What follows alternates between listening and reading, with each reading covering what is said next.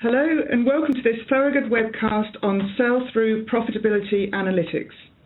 My name is Evelyn Hayes and I'm joined today by my colleague Ben White.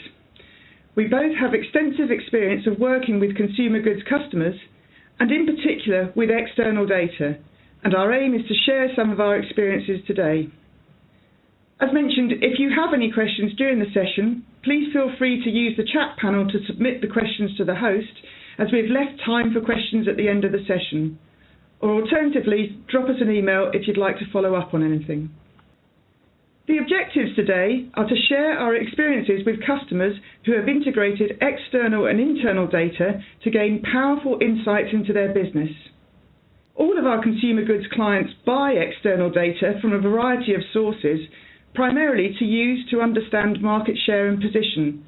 But it is those who have taken the step to combine external data with internal data who are really identifying opportunities for growth with their customers. They're using this combined information to gain insights into the margins made through the route to market, not only their own margins, but those of their customers and retailers, to understand the sales impact across a number of dimensions, to really gain insight into buying patterns across channel, customer, category and product, and to get a view of the effectiveness of trade promotions and the impact they had not only on their position but on that of the retailer. So today we will demonstrate some of the approaches customers have taken to achieve these benefits. For those of you who are not familiar with Thorogood, we are a professional services firm specialising in business intelligence and analytics solutions, dealing with strategies, solutions and services.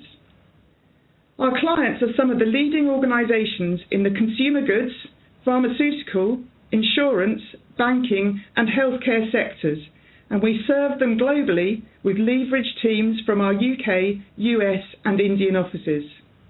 We recruit and train consultants to develop a unique mix of skills, blending business understanding in the form of industry and functional experience with strong technical aptitude and a deep understanding of analytical tools and techniques. Thorogood have worked with consumer goods companies since we were formed over 25 years ago.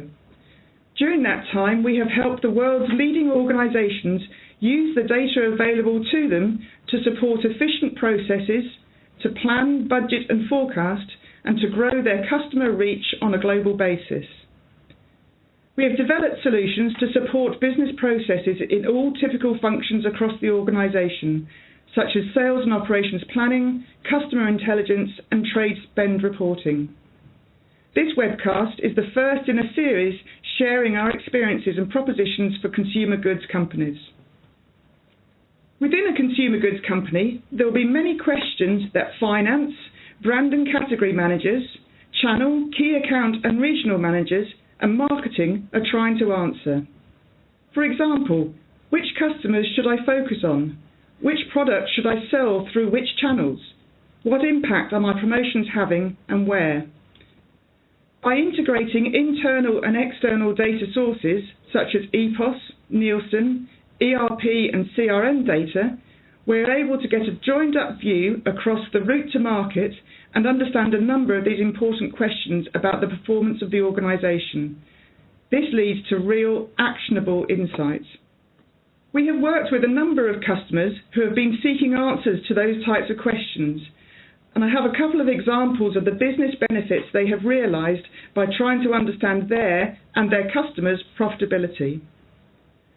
This first customer is a leading global consumer goods company with products across a number of categories, from personal care to food.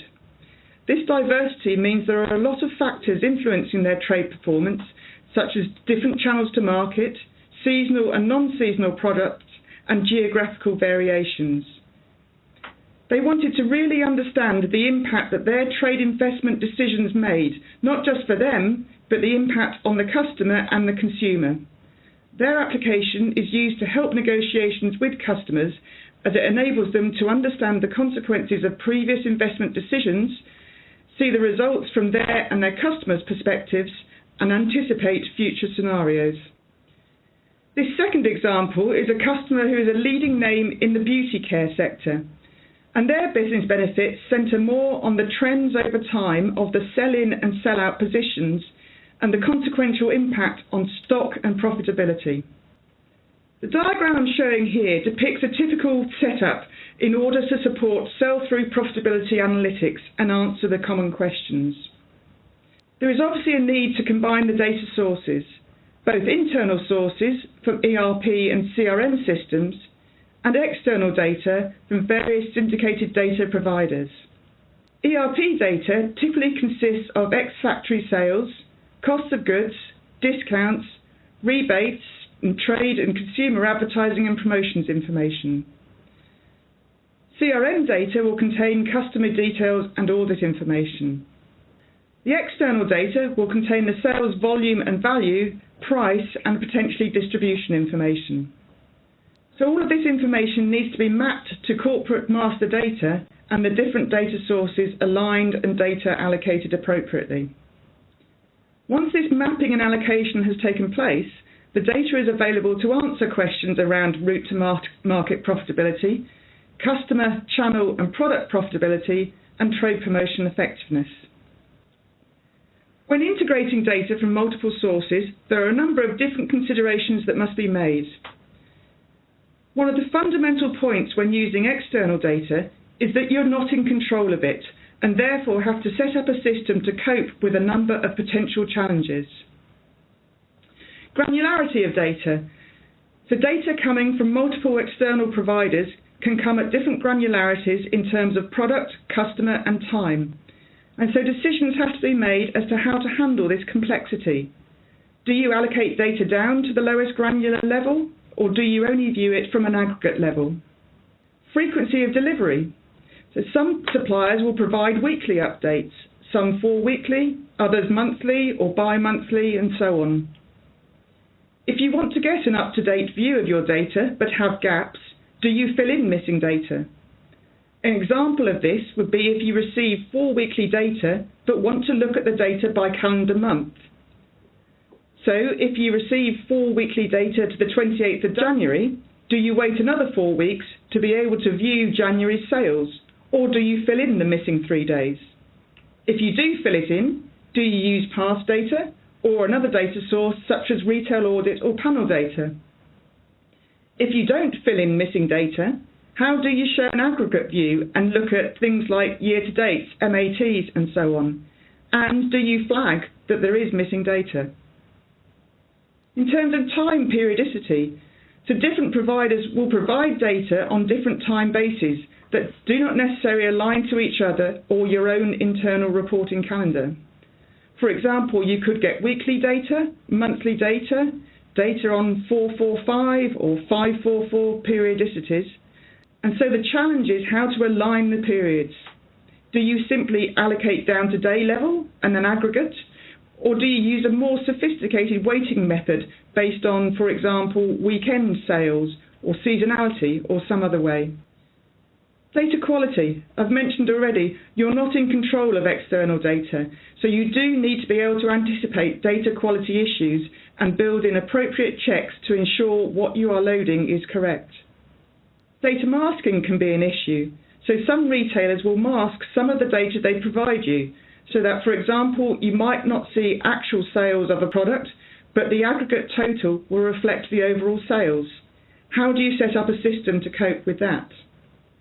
Another challenge is measure definition, so seemingly similar measures may have different definitions from different sources, so it is important that those measures are aligned. Another common issue is the units that are used when being supplied the data. So, for example, are the numbers provided as thousands or millions or in cases? And if so, what conversion do you need to perform to get a consistent view? There is usually a big difference between retail audit and EPOS data. So often EPOS data will be provided at store level, whereas retail audit data will typically be at a more aggregate level. So how do you align that data? And finally, restatement of history.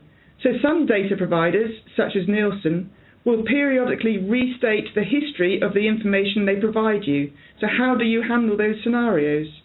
Do you restate the data that you're holding or just do incremental updates? Further issues then occur when you want to align internal and external data, as there will not often be common coding between the different data sources. And if you've chosen to bring in competitor data as well, then their products need to be aligned with your internal product hierarchy. There's issues around allocation to common granularity.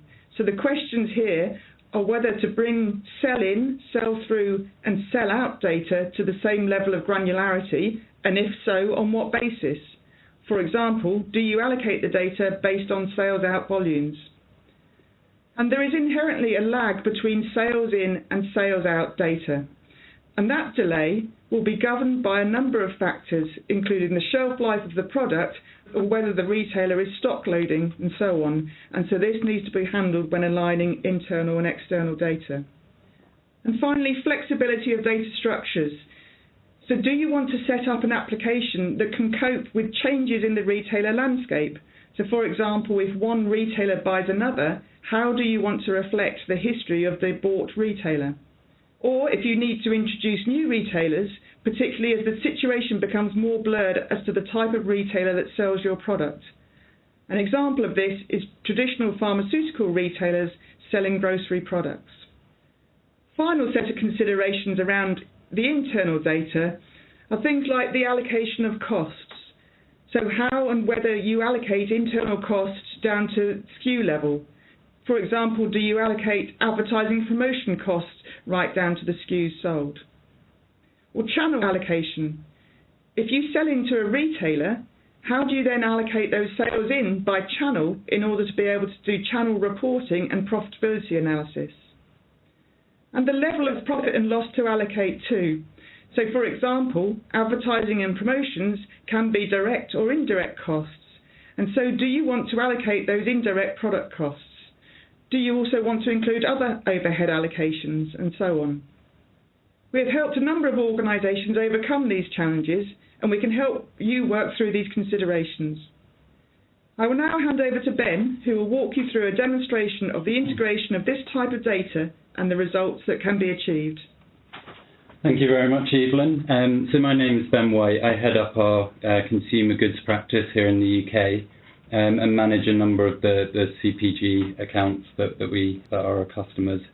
I have over 10 years worth of experience in this space.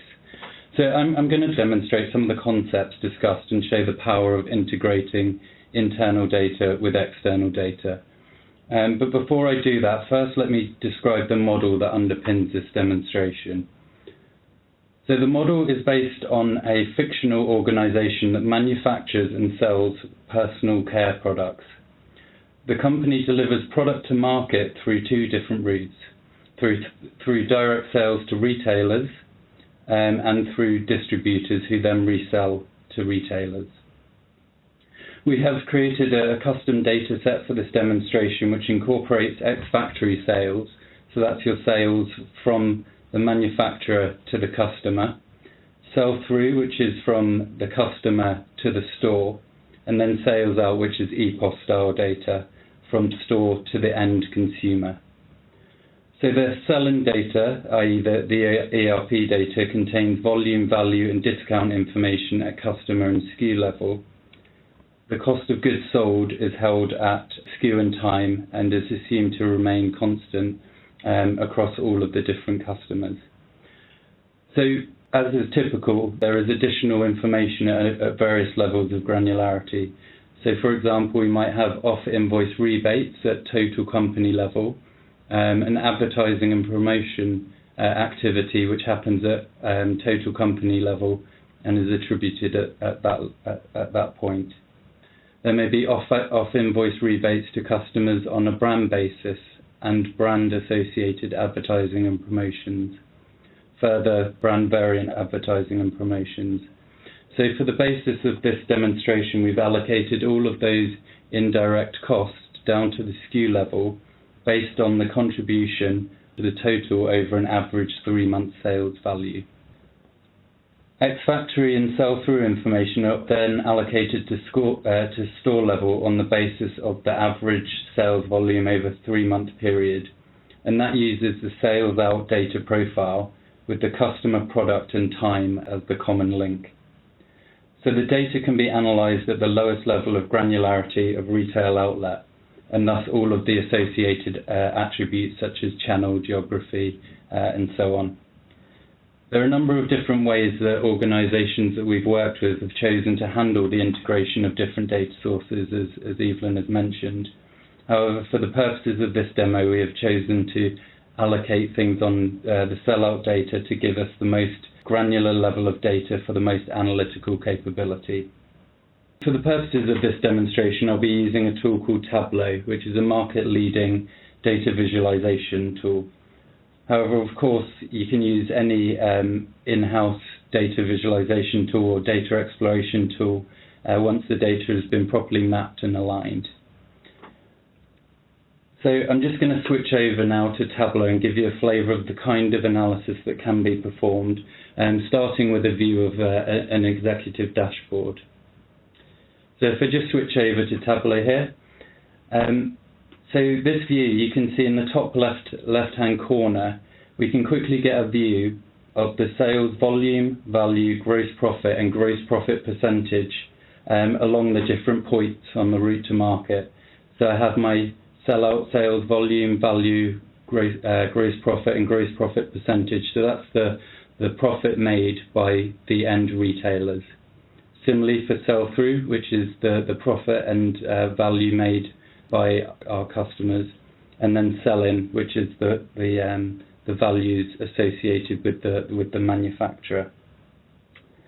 Using the sellout information, we can illustrate the sales development for the total company in the top right, with the bars shaded by the gross profit percentage as the month evolves. At the bottom, we also have sellout information, which illustrates the top brands, top retailers and top channels with the percentage change versus the prior period. So as you can see, the gross profitability from the sell-in perspective has increased despite a fall in this overall sales volume. I'll right click now and navigate over to my company P&L. So what this is displaying is my company profit and loss down to advertising and promotion level, and it's based purely on my internal ERP data. So as you can see, I've got all of my brand variant, brand A&P and company A&P contributing to my overall gross profitability. If we look here, we can see to the right the change versus the prior period. And from this view, I can then go and perform further root cause analysis to get the details behind those changes. So Ben's just shown us the overall view of looking at route to market profitability from a total company level, but now we'll take the stance of a brand manager and look at brand performance using the same data set. Thank you. Okay, so if I navigate back to my overview dashboard, I've got a number of brands at the bottom here. So if I take the perspective of a brand manager, if I right click on my PinTrue brand and go to my brand dashboard, at the top here I can see what are my top performing brand pack variants from the perspective of sales change versus the prior period. So all of the brand pack variants are ordered based on the highest change with the sales volume indicated next to it. In the top right, I can see my bottom performing brand pack variants, so those with the biggest decrease based on the prior period with the sales volume. All of this data is based on sales out EPOS style information. At the bottom here, we can see gross profitability, again from the sales out perspective, against the change versus prior period. So I'd like to target those BPVs with the biggest decline and lowest profitability and start making real actionable decisions about how to either push, improve the performance or delist these brand pack variants. As a brand manager, I'm also interested in my brand P&L. So if I right click again and go to my brand profit and loss statement, I can see the brand contribution down to advertising and promotion costs. So as mentioned before, all of the indirect costs have been allocated down to SKU level, so they can be rolled back up to brand here to give a view of that brand contribution. You can see that the company A&P, which is at a level above brand, has been also attributed to brand level, and as I mentioned, it's done so based on the brand contribution to the overall sales value over a rolling 3-month period. So having looked at it from a brand manager's point of view, now moving on to looking at customer performance, so looking at it from an account manager's point of view, again using the same data set, which is the combination of the internal sell-in data and the external sell-out data. Okay, so if I navigate back again to my overview dashboard, if I take the perspective of a key accounts manager, clicking all over the place. So if I right click on if I'm key accounts manager for Zander, again, I can right click and view my retailer P&L. Again, it's done on the same basis, so I'm allocating all costs from a sell-in perspective based on the profile of sales out down to store level, so it can be re-aggregated again to a retailer.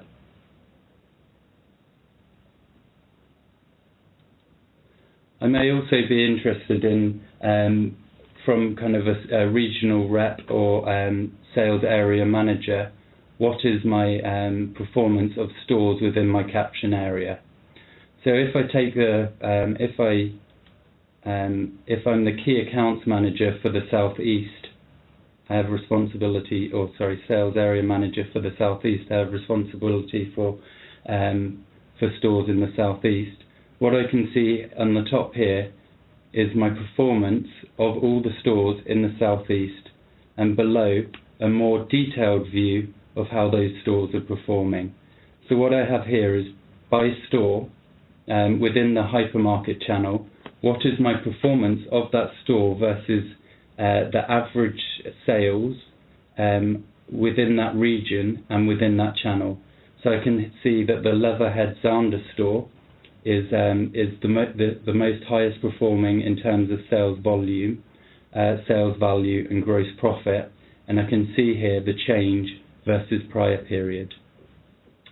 So what I can also do is go and select a particular area, so I'll select around the most southeast, and it will filter down to the stores within that area.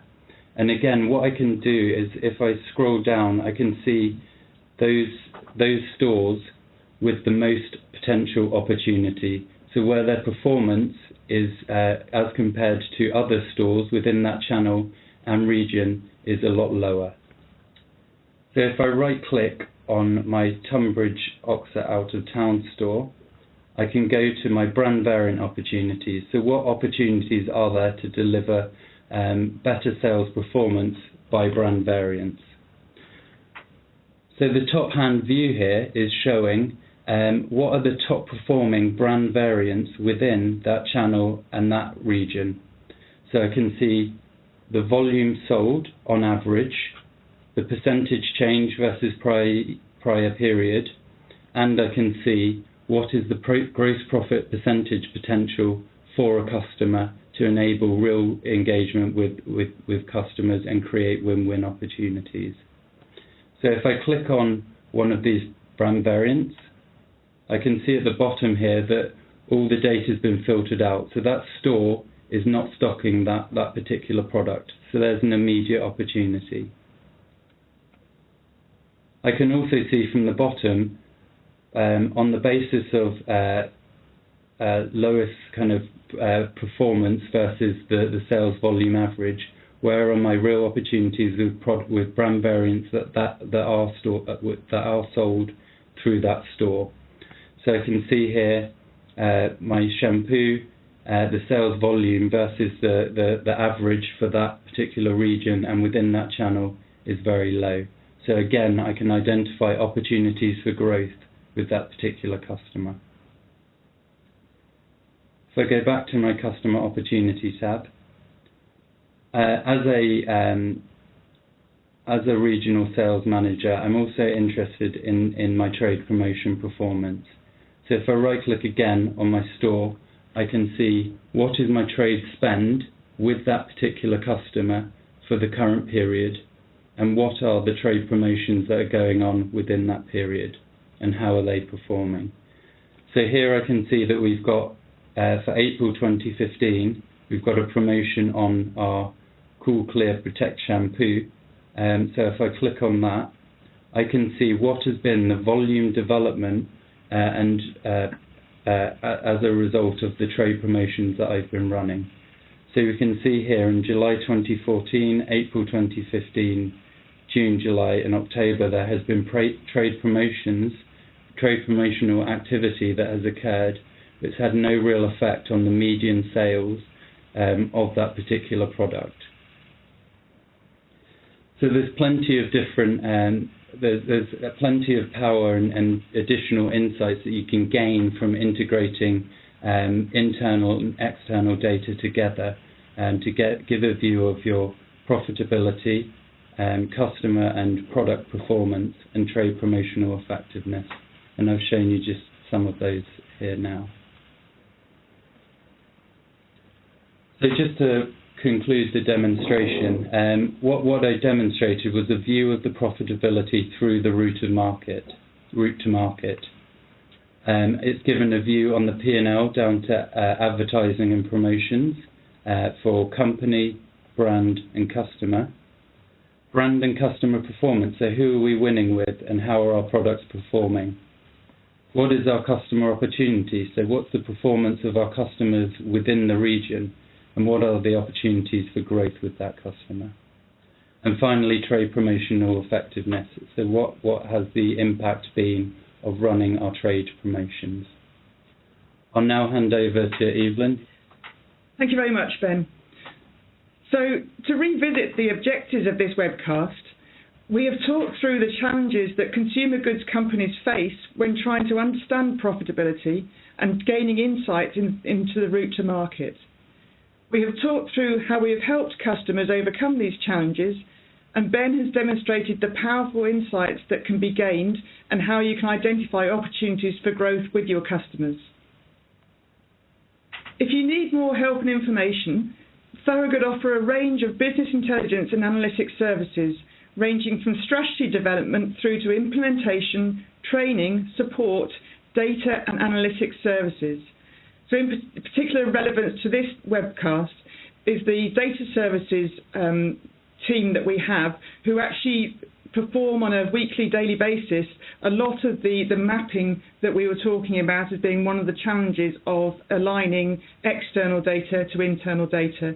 So we run it as a service to a number of our consumer goods customers.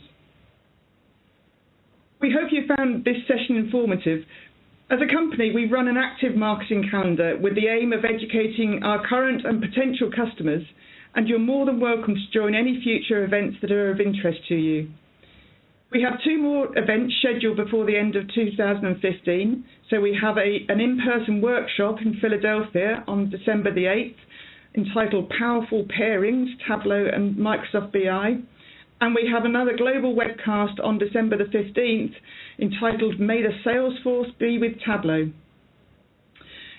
We've got a list of the topics that we have lined up for Q1 2016, also listed here with the dates to be announced soon. And as I mentioned, this is the first in a series of broadcasts for consumer goods manufacturers, and you'll see from this that we will be covering topics such as market share and penetration reporting and sales and operations planning in the near future. So please visit our website for further details. So just before we conclude today's session, we did leave some time for questions, and I believe we've got one question that has been submitted.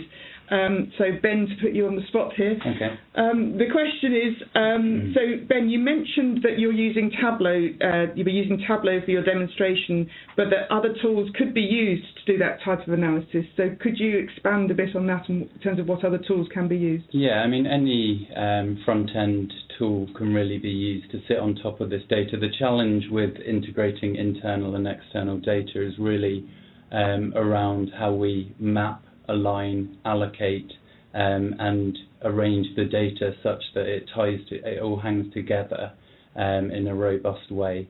So I think we've delivered this kind of application in a number of different platforms, such as SAP Business Objects, Microsoft Excel as a front end, and Tableau and ClickView.